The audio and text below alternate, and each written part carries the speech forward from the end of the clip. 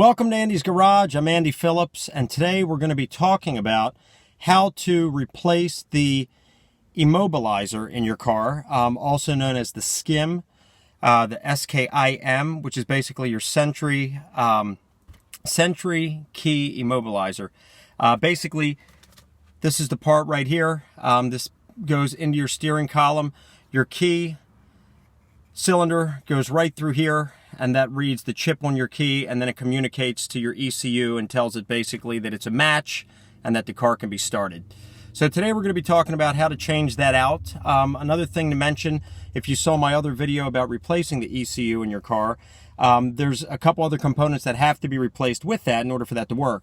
You're going to need to replace the ECU, and that's if you're taking it out of a donor car, which is what I did. As long as the ECU is coming out of a car that's an exact match. In my case, I'm taking it out of a 2005 Dodge Neon 2.0 liter, so that's a perfect match for what it's going into.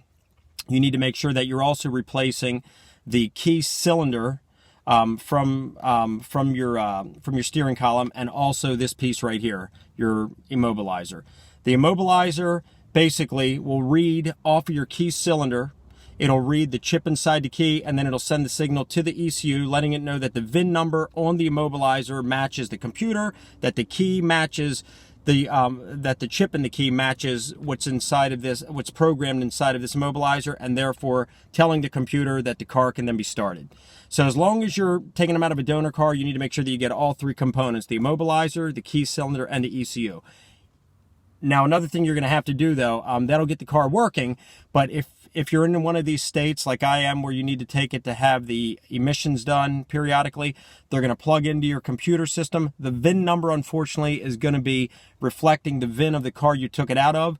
So you need to make sure that either you get a DRB3 scanner and programming tool that plugs into your ECU, where you can access your VIN, rewrite it with the correct VIN number, or you can take it to a dealership, and I think it's like 80 or 100 bucks to get them to program it with the correct VIN. So just keep that in mind. Let's get started. First thing you're going to want to do is raise your steering wheel all the way up to give you access under here. You'll notice that there are two screws right here. They need to be removed, and that'll then take this housing off from around the steering wheel. So let's go ahead and remove those screws so we can get in there.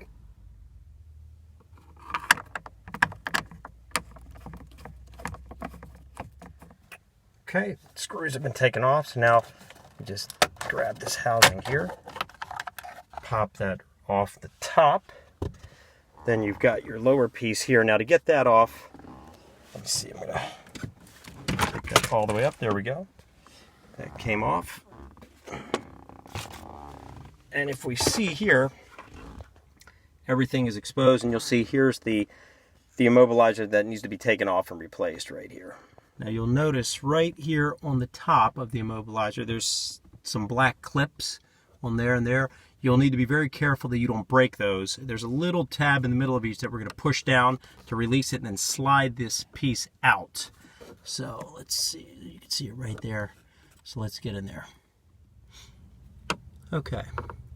So we'll take a flathead screwdriver, we'll insert it right in there, slide it in gently so you don't damage the chip, and that will then release it.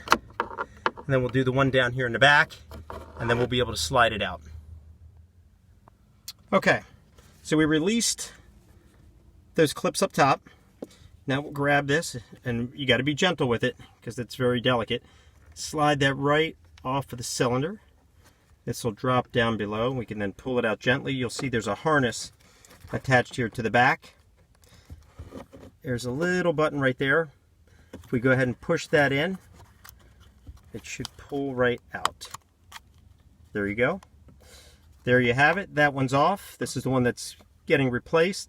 So now let's put the other one on.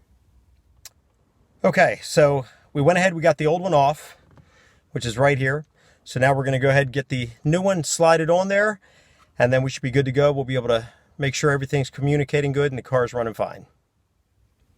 Okay, so the harness has been attached to the new immobilizer. You're going to gently slide this around the cylinder so you don't damage it. And then we're going to go ahead and bring this up and slide it onto those clips there on the track. Okay. Slide the cover back over it, but be very careful there with the cylinder and the immobilizer. You don't want to break them. Get them in position. There we go. Alright, everything is back on. Cover is put back on. Everything is nice and tight on there. Okay, let's go ahead and start it up and see what happens. Alright, let's see here.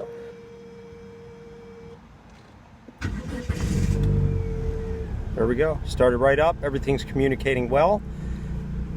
Hope you enjoyed the video.